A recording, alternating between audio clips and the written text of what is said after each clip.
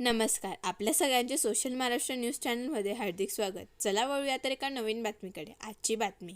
धुळे तालुक्यात असलेल्या दिवाणमळा शिवारात गेल्या अनेक वर्षापासून अनिल गवळी यांच्या वडिलोपार्जित असलेल्या जमीन त्यांचे चुलत भाऊ अंबादास गवळी हे ती कसत होते. मात्र त्यांनी या जमिनीचा आपल्या वैयक्तिक फायद्यासाठी परस्पर ती जमीन आपल्या मोठ्या भावाला विश्वासात न घेता तिचा व्यवहार करून विकून टाकली आहे. यानंतर त्यांचे मोठे भाऊ अनिल गवळी यांनी त्यांना या संदर्भात विचारणा केली असता त्यांनी उडवाउडवीची उत्तरे त्यांना दिली.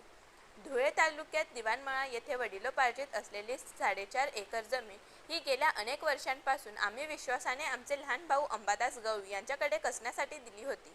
मात्र त्यांनी आम्हाला विश्वासात न घेता परस्पर ती जमीन विकून टाकली आहे.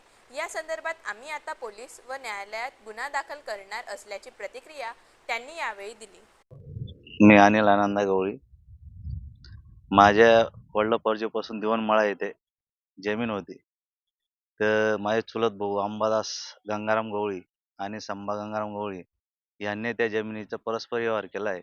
जमीन जवळजवळ 4.5 एकर आहे. ती वडिलोपार्जितपासून करत होते ते, पण त्यांनी आम्हाला विश्वासात घेतलंच नाही. परस्पर व्यवहार केला. त्यांनी काय केलं नाही केलं त्या संदर्भात आम्हाला जरा माहिती हवी होती आणि त्या संदर्भातच आम्हाला कोर्टात पण जायचं आहे आणि पोलीस स्टेशनला सुद्धा कंप्लेंट करायची आहे.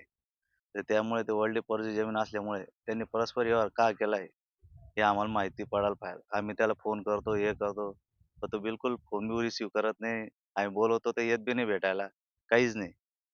त्यामुळे जरा आम्ही तेच विचार करतोय की आता करायचं काय पुढचा व्यवहार.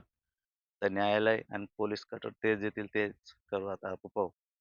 बातमी आवडल्यास चॅनलला लाईक व सबस्क्राईब करा व दररोज अशा नवनवीन बातम्या पाहण्यासाठी चॅनलला फॉलो करा. धन्यवाद.